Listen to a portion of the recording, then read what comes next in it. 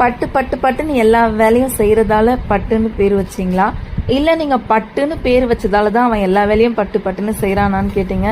எனக்கு தெரியலங்க. கண்டிப்பாக உங்களுக்கு தெரிஞ்சால் மறக்காமல் கமெண்ட்ஸில் சொல்லுங்கள்.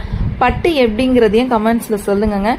ராக்ஸி, லூனா, பட்டு 3 பேர் நம்ம வீட்டில் இருக்காங்க. 3 பேருமே ஒரே மாதிரி தாங்க பார்ப்பேன். இப்போது இவங்கிட்ட நான் கொஞ்ச நேரம் பேசுகிறேன் அப்படின்னா உத்து கவனிப்பான். அது இன்னும் கொஞ்ச நேரம் இவன் கிட்ட உட்காந்து பேசலாமா அப்படிங்கிற மாதிரி தாங்க எனக்கு இருக்கும்.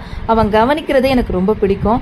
ஆனால் லூனா, ராக்ஸி அப்படி கிடையாது. 2 பேருமே ஒரு லிமிட் அவங்க எப்பவுமே தாண்ட மாட்டாங்க. ஆனால் இவன் அப்படி கிடையாது. 2 பசங்க மித்ராவும் மீகாலையும் நான் எப்படி பார்க்குறனோ அந்த மாதிரி நீ என்னையும் பாருன்ற மாதிரி என்கிட்ட அவன் சொல்லாமல் சொல்கிற மாதிரி இருக்கும் அவன் பண்ணுற எல்லா வேலையுமே.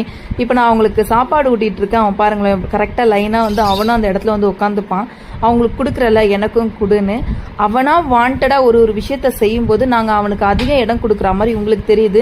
ஆனால் எங்களுக்கு 3 பேருமே ஒன்று தாங்க. இன்னும் ஒரு படி எக்ஸ்ட்ரா சொல்லணும்னா ரொம்ப செல்லமே ராக்ஸி தான் எங்கள் வீட்டில்.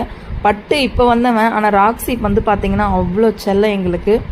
பட்டு வந்து செய்கிறதால உங்களுக்கு வீடியோ எடுத்து போகிறதால அவனை நாங்கள் ரொம்ப இடம் கொடுக்குறோன்னு நினைக்கிறீங்க. கண்டிப்பாக கிடையாது. எங்களுக்கு ஃபஸ்ட்டு ராக்ஸி, லூனா, அப்புறம்தான் பட்டு. ஆனாலும் பட்டுவை நீங்கள் அதிகமாக நேசிக்கிறதால நான் அதிகமாக வீடியோ போடுறேன்.